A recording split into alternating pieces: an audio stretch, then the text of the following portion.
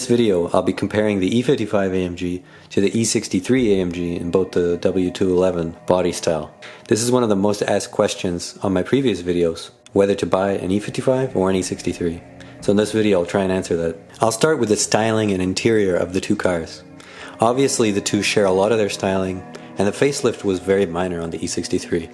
However, a lot of E55 owners still put the E63 bumper on their car as it has a more aggressive look. There are other things too, such as the headlights with the extra streaks, different taillights, and a small lip spoiler on the trunk. The interior is very similar in the two cars. However, the E63 got nice shifting paddles on the steering wheel instead of just buttons, and the steering wheel itself is more inspired by the Mercedes SL line. And the instrument cluster as well was updated with black gauges instead of the white ones in the E55.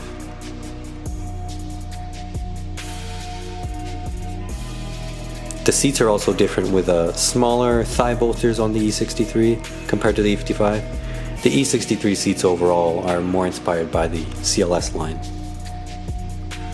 In terms of performance, the E63 and E55 AMG have a different character. The E55 is thought to be more of a straight line performer, and the E63 more of a dynamic car like the E60 BMW M5. I have some figures on screen from Motor Trend for the acceleration performance and Sport Auto for some lap times, and you can see the E55 is generally known to be a little bit quicker in a straight line than the E63, but a little slower on the track. Now the straight line performance is on the E55 is thanks to its supercharged engine and massive torque and slightly underrated power. Now in the cornering department, the E63 is ahead because of its newer features such as faster steering compared to the E55. Finally, I'll discuss the reliability of these two cars, and there are some differences here. The engine of the E55 AMG is known to be very reliable and free from major issues, and really only goes through normal wear items, or maybe a supercharger pulley bearing or something like that. The E63 on the other hand is known to have engine issues that are quite significant, but they don't occur that often. The first one is the factory head bolts, which can crack and cause damage to the engine, and serious damage such as even hydro-locking the engine.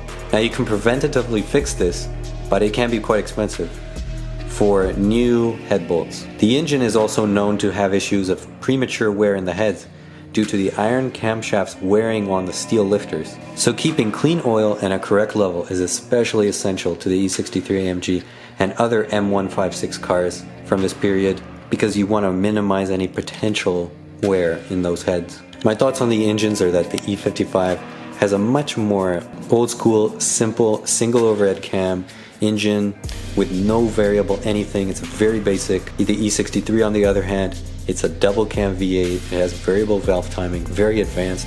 AMG's first engine from the ground up. It's much more sophisticated than that in the E55, but the trade-off is there's a lot more complication to it. The 722.6 transmission of the E55 is known to be strong but a bit slow.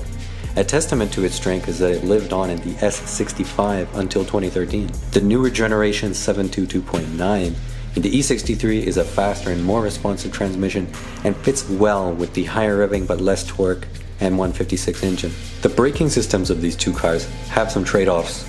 The E55 has the SBC braking pump, which can go bad at higher mileage and costs a lot to replace. Now the E63 has a conventional braking system, so you don't have to worry about that. The trade-off is that the E63 uses very expensive two-piece rotors, and the E55 uses conventional brake rotors, which are much cheaper to buy. The E63 is also known to brake slightly better. Motor Trend magazine did stop slightly shorter with the E63. Both cars share much the same aromatic suspension system, so they're both susceptible to having aromatic leaks or aromatic failures at higher mileages. Now the E63 AMG will obviously cost more on the used market, as it is a newer model that ultimately replaced the E55. So the E55 is definitely more attainable. They also made more of the E55 AMGs, so they're a bit more common, a bit easier to find than a really clean E63. Overall, the E63 is a great car and probably the better, more polished overall package. If you want to buy one of these cars and keep it stock, the E63 is a great car to get, but the E55 is also good for that too. But with the E55, it's easier to modify it for more power because the E55 does have that factory supercharger versus the E63 with that naturally aspirated engine. It's really hard to do any modifications at a low cost that'll give you big gains. For me, ultimately the E55 is the car to have, and that's because I just love the low down torque, which the E63 doesn't have. But ultimately, which car is best for you of these two comes down to what you'll be using it for and what your budget and goals for modifying the cars are. The E55 is the cheaper option, and you can make it go even faster for less than the E63.